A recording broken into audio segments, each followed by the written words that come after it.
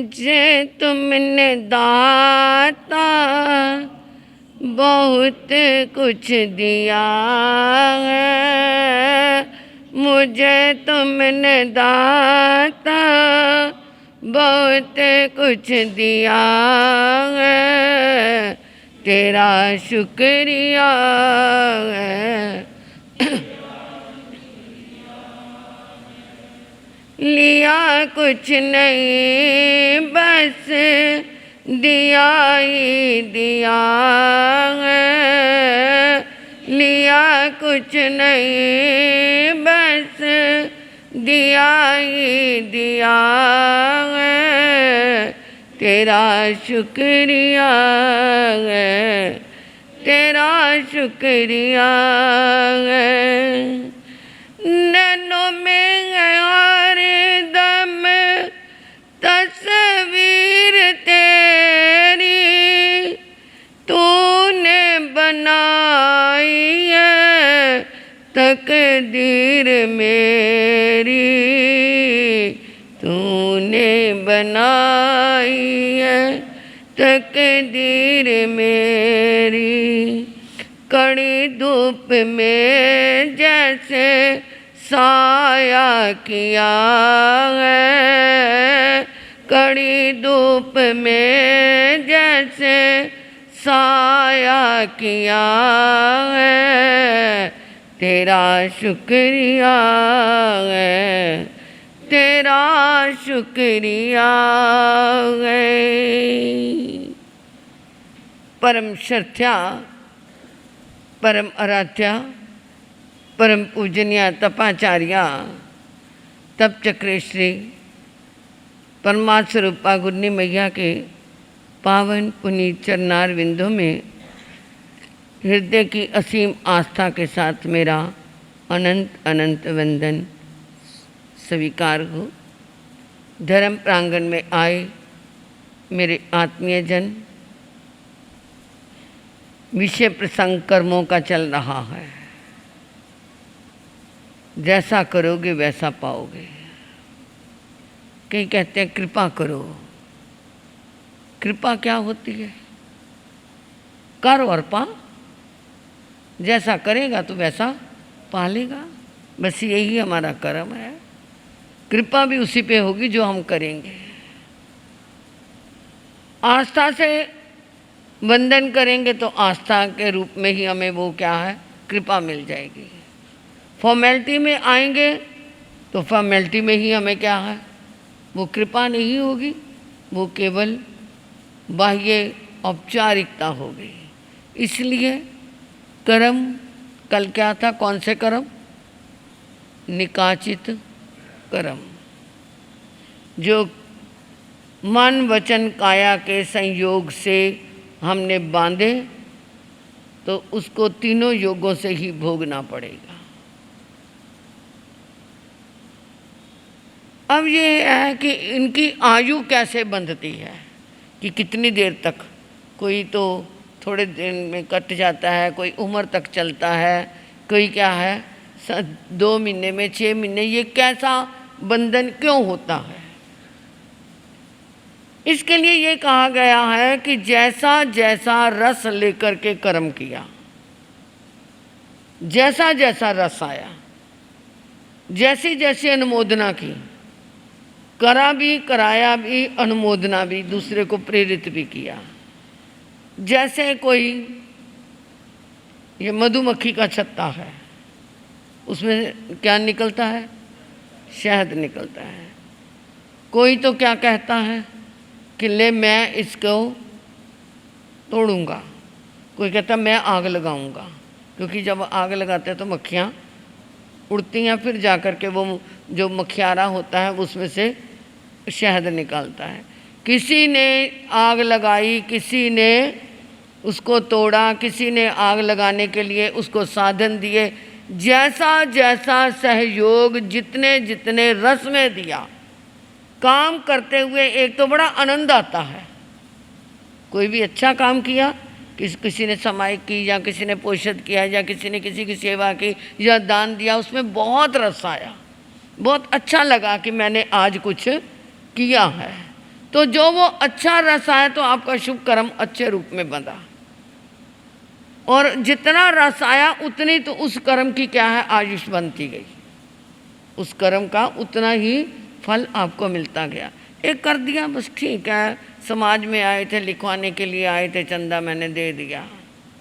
और एक देने के बाद क्या होती है, खुशी होती है कि देखो चतुर्मास होगा, धर्म ध्यान होगा, साधु साध्वी के लिए कोई ना कोई औषधि या पढ़ाई के लिए ये काम आएगा, या अतिथि सम विभाग में काम आएगा, चलो मेरे द्वारा क्या है इस चौमासे में सहयोग होगा।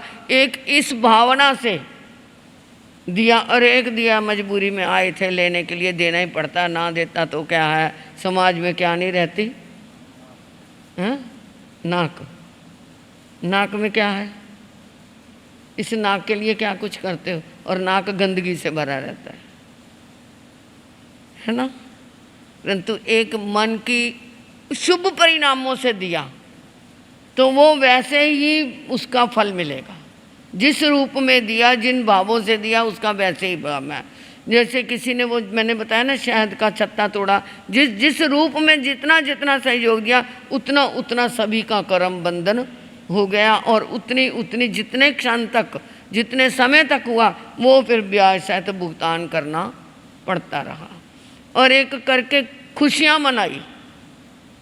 मैंने आज बहुत बड़ा काम किया, दूसरे को इतना बुद्धू बनाया, इतना बुद्धू बनाया, उसका मैंने जेब में से क्या है, जेब कतरा था, वो कहता मैंने इतनी क्या होशियारी से बटुआ मार लिया, और वो क्या है एक तो बुरा काम किया, एक तो चोरी की, और एक ऊपर से क्या मनाई, खुशियाँ मनाई। एक तो रेशम की गांठ बंधी और ऊपर से जो खुशियाँ मनाई वो क्या लग गया, मोम, पिघला हुआ मोम उसके ऊपर लगा दिया।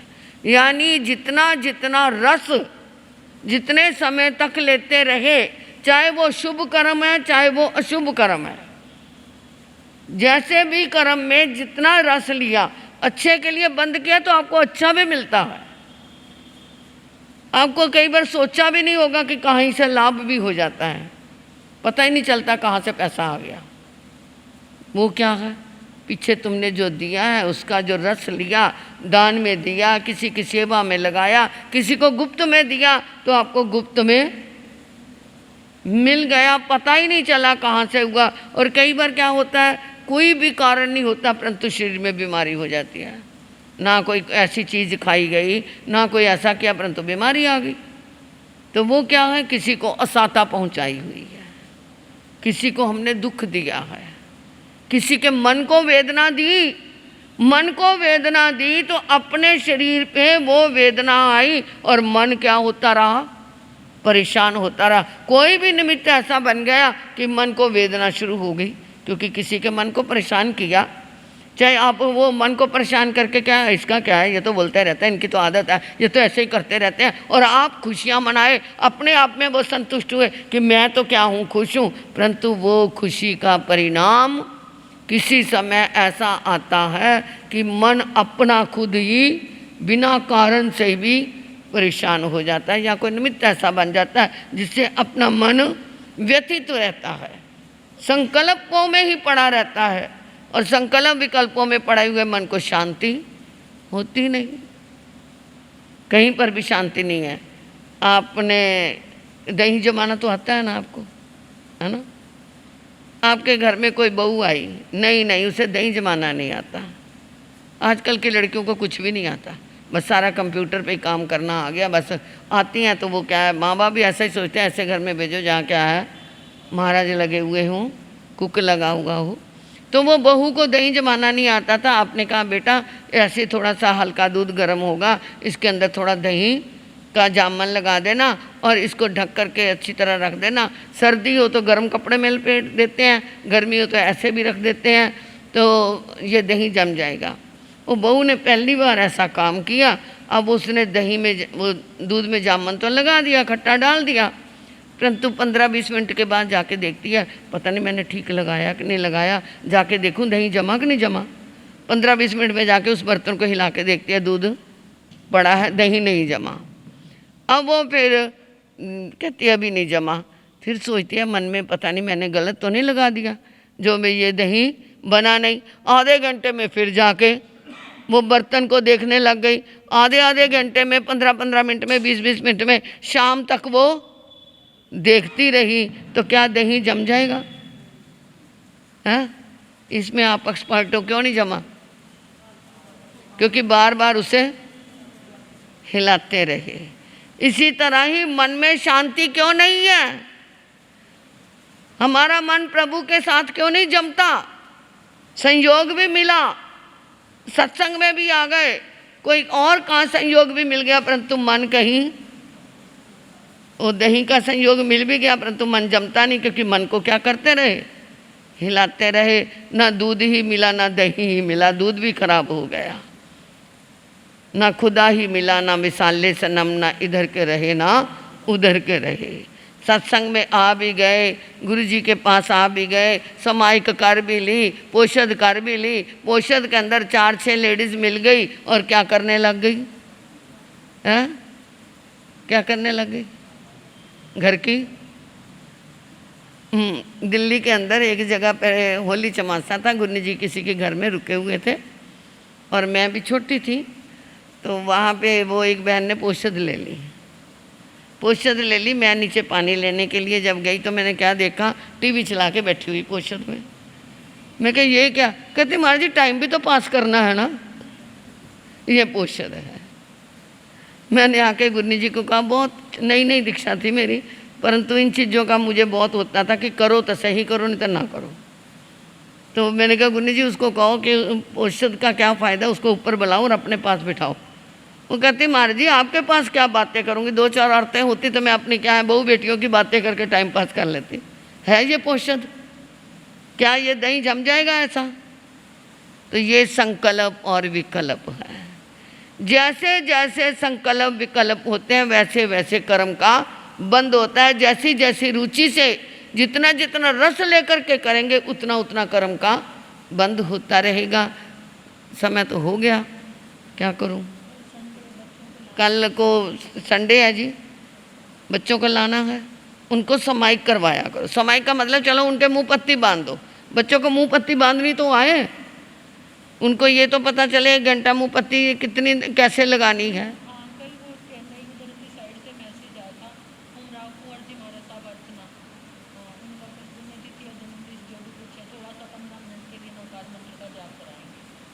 अपने श्रमण संघ में एक उमराव कुंवर जी अर्चना जी महाराज हुए, बहुत महान सती हुई।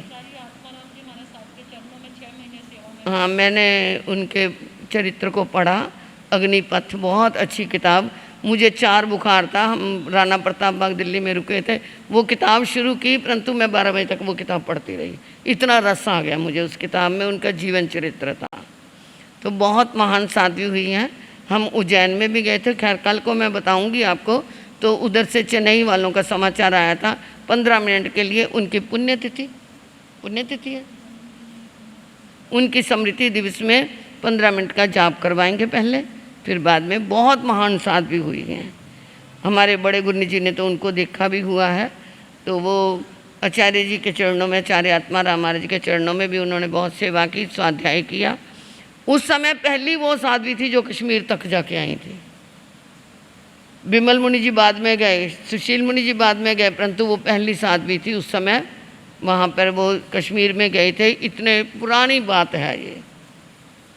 तो ये उनके जीवन चरित्र के ऊपर कल थोड़ा सा प्रकाश डालेंगे कि कैसा उनका वहाँ आज भी उनकी साध्वियाँ बहुत विचरण कर रही हैं। अभी हम जालना में थे तो उनकी, हाँ, वो साध्वियाँ उधर जालना में हम इकट्ठे ही रुके थे 8 दिन के लिए। बहुत अच्छा संयोग रहा। इस समय वह परिवर्तनीय है उनके ग्रुप में से कंचन कुंवर जी। तो वो साध्वियों ने ही मैसेज भेजा था कि गुरु जी का सामूहिक रूप में जाप करवाना है, तो बच्चों को लेके आना। कम से कम नकार मंत्र तो वो साथ में बोल ही लेंगे ना बच्चे, तो लाना। और परसों के लिए बच्चों के लिए तैयारी करके लाना।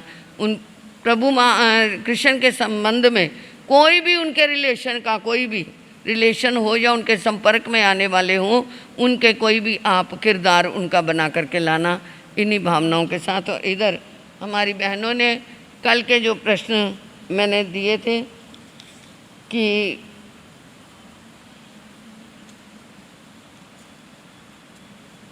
पहले तीर्थंकर और अंतिम तीर्थंकर की माताओं ने पहला पहला स्वप्न कौन सा देखा? पर्युषणों में कल्प शास्त्र सुनोगे? ये नहीं 10-5 बजे नहीं आ जाए, फिर तो दोपहर को भी सबको आना पड़ेगा। सुनेंगे तो फिर हम उस हिसाब से, क्योंकि कल अगर नगर के प्रधान जी आए थे, महेंद्र जी आपके पास से, वो उनका नाम भी महेंद्र जी है। हमने 2008 का चमत्सा वहाँ किया था, तो वो कहते थे हमें 2 साधवियाँ दे दो। मैंने कहा अगर इधर कल्प शास्त्र होगा तो मैं नहीं भेज सकती, क्योंकि इधर भी हमें अपना जहाँ चमासा है पहले वहाँ क्षेत्र का और वहाँ के क्षेत्र के हमें अपने संघ से पूछना पड़ेगा। तो अगर आप कल्प शास्त्र सुनेंगे तो फिर नहीं हम जाएंगे।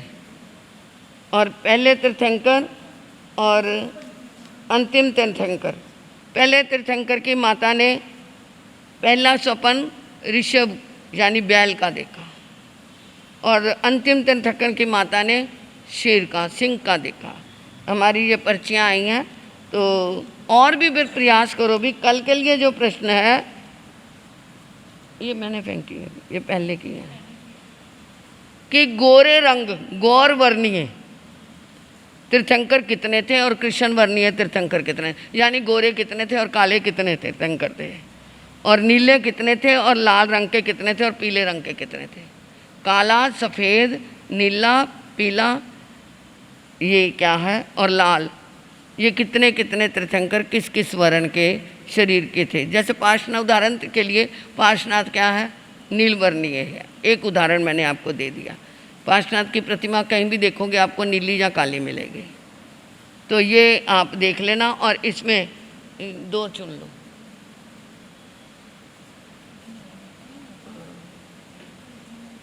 चलो मैं 2 ही ले आएंगे, कोई गल नहीं।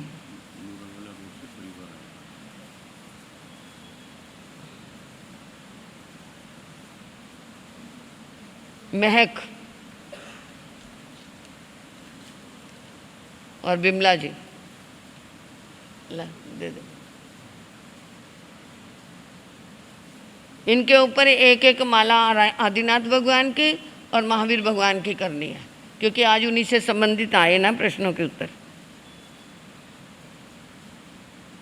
नूरावाला रोड से परिवार आया है, अभिनंदन है, स्वागत है। बोलने से परिचय मिलेगा। आने वालों का जो सभा में आए हैं उनके लिए बहुत बहुत अभिनंदन है। और इधर हमारे तप के अंदर आज के आईमिल, आज 28 तारीख है ना, नवल जी आपका, पूनम जी उनको भी बोल दिया था, वो उन्होंने करेंगे, सोनल जी का भी, और समीर भाई सुबह ही करवा के चले गए। यानी आज 5 अमल हमारे सुरक्षित है। लो नवल भैया, कौन करेगा? क्या कह रहे? वाइफ करेंगे, ये अच्छी बात है। चलो 4 आईमिल, 5 आईमिल हमारे सुरक्षित हैं। कल के आईमिल राखी जैन, धर्मपत्नी विनय जैन। राखी जी, विनय जैन, विनय को तो आप जानते ही होंगे। गीतू जैन, ये आप आए हुए हैं, कल का आपका आईमिल है। और एक नितिन छाबड़ा है, वो उपकार नगर से हैं, पीछे से धूरी के थे, हमारे परिचित थे, आए थे। मैं कहा भाई अमल का, मेरा तो काम यही है, ये मेरे को लगता है मुझे ये धर्म दिलाली जरूर मिलेगी। तो उनका भी आईमिल है। और जाप के अंदर आज का जाप सोनिया जी पदम जी, सोनिया जी पदम जी, उनको समाचार तो पता नहीं दिया कि नहीं, शायद अभी है सारा दिन। आप जानते हो पदम जी को? हाँ है, तो करवा देंगे 28 तारीख को। आप जानते हो, उनको अभी समाचार दे देना ताकि सारा दिन में कभी भी वो जाप अपना करवा लें। और कल का जाप प्रमोद जी, भाम्या रोड। हाँ धन्यवाद भैया। और कोई समाचार? आप अपनी तरफ से, संघ की तरफ से कहो कि बच्चों को ये जन्माष्टमी के लिए तैयार करें। हमने तो दे दिया, संघ की दृष्टि से वो कहेंगे हमें तो संघ ने नहीं कहा। दुनिया है, बीच में से कोई ना कोई कांटा निकालने वाली होती है।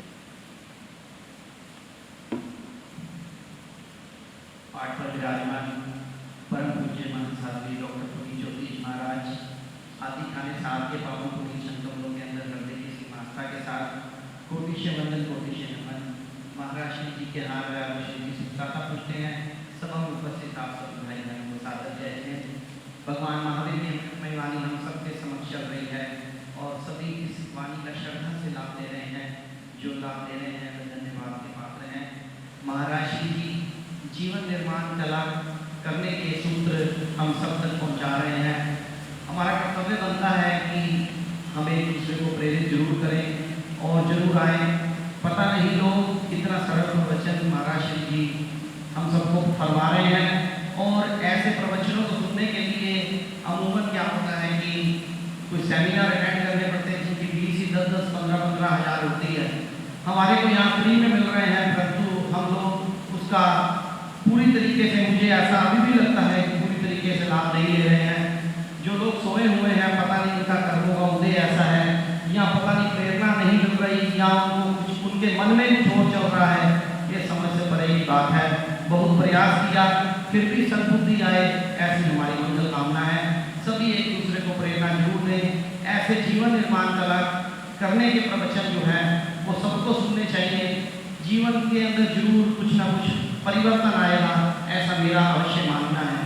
तो महाराज श्री जी ने कल जन्माष्टमी के बारे में भी परसों बताया है कि भगवान श्री कृष्ण का जीवन चरित्र सुनने का मौका मिलेगा। सभी से प्रेरणा है, बच्चों को उस दिन छुट्टी है, जो भी ड्रेस पहना करके लेके आए, लेकर अवश्य आए। सभी बच्चों को सम्मानित किया जाएगा। और कल रविवार है, प्रवचन का समय सुबह 8:15 से लगभग 9:30 बजे तक रहेगा। तो कल भी सभी अपने बच्चों को लेकर के आए। धर्म दिलाने का सुअवसर मिला है, उसको जरूर कमाने का भाव रखें। सभी प्रेरणा दें एक दूसरे को। समाई करने वालों को भी सम्मानित किया जाएगा। समाई करेंगे समाज की तरफ से, उनको भी पुरस्कार दिया जाएगा। तो सभी मेरा निवेदन है, सभी अपने बच्चों को जो यहाँ पे बैठे हैं एटलीस्ट वो तो जरूर लेकर के आए। धर्म दिलाने का सुअवसर कमाएं। और चातुर्मास लगभग आगे बढ़ता ही जा रहा है। पर्यूषण माह 4 सितंबर से शुरू होने जा रहे हैं। तो सभी उन पर्यूषण पर्वों में भी आनंद लें। जैसे कि महाराज श्री जी ने बताया है कि कलश सूत्र की वाचना भी होगी और सुबह शास्त्र की वाचना होगी, शाम को प्रतिक्रमण। तो 8 दिन ये हमारा कर्तव्य बनता है। जो जैन धर्म के प्रमुख त्यौहार हैं उनको मनाने का हमको मौका मिला है और सानिध्य गुरुओं का है, तो हमें जरूर इसका लाभ लेना चाहिए। तो सभी एक दूसरे को प्रेरणा दें, लेकर के आए। सभा में सुधारे सभी भाई बहनों का SS जैन समाज की तरफ से हार्दिक स्वागत और अभिनंदन। सभी की धर्म भावना बढ़े। जय हिंद, जय भारत। आज हमारे नवल भैया आए हैं। इनके मामा जी का देहावसान हुआ रक्षाबंधन वाले दिन, परंतु ये नहीं आ सके। बहुत अच्छे थे। ज्योति भाई से तो हमारा बहुत परिचय था, परंतु जिस दिन हमने इधर बिहार करके आना था, सुबह सुबह पहले मैं उनको दर्शन देके फिर मैंने बिहार यात्रा इधर प्रवेश की शुरू की थी। घर के अंदर बड़े थे, कहीं पर भी सोनू जा आ सकती थी, चलो घर में बड़े बैठे हैं। रिक्तता तो होती है, उस रिक्तता की पूर्ति करने के लिए हमें थोड़ा सा मन को समझाना पड़ता है।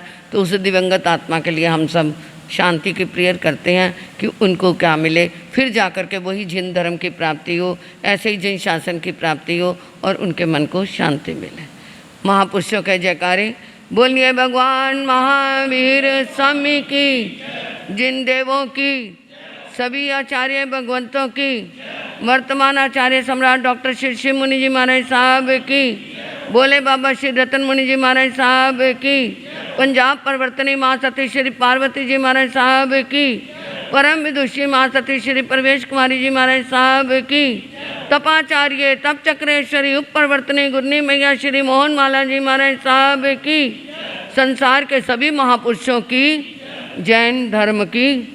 नमो अरियंतानंग, नमो सिद्धानंग, नमो आर्यानंग, नमो विजानंग, नमो लोय सावनंग, चैता बारंबार संचकवट्टी में हड्डियों संति संति करे लोय पत्तो गए मनुत्रंग, श्री चतारी मंगलम अरिहंता मंगलम सिद्धा मंगलम साहु मंगलम केवलिप नत्तोदमा मंगलम, चेतारी लघुत्मा अरिहंता लघुत्मा सिद्धा लघुत्मा साहु लघुत्मा केवलिप नत्तोदमा लघुत्मा, चेतारी शरणम पव्यामे रेहंते शरणम पव्यामी सिद्धे शरणम पव्यामे साहू शरणम पव्यामी केवलिप नत्तोदमो शरणम पव्यामे, अरिहंता जी का शरणा सिद्धा जी का शरणा साधु जी का शरणा केवली प्रप्याद्य धर्म का शरणा, ये 4 शरणे दुख करने और शरणानी कोय, जो वह प्राणी करे आराधन, उसका अजर अमर पद होए, उसका सदा ही मंगल होए। आज का सामूहिक पचकान, अपने हाथ से 10 रुपये का दान किसी को जरूर करना, चाहे दान पत्र में डाल दो, चाहे वैसे किसी को गरीब को दे देना।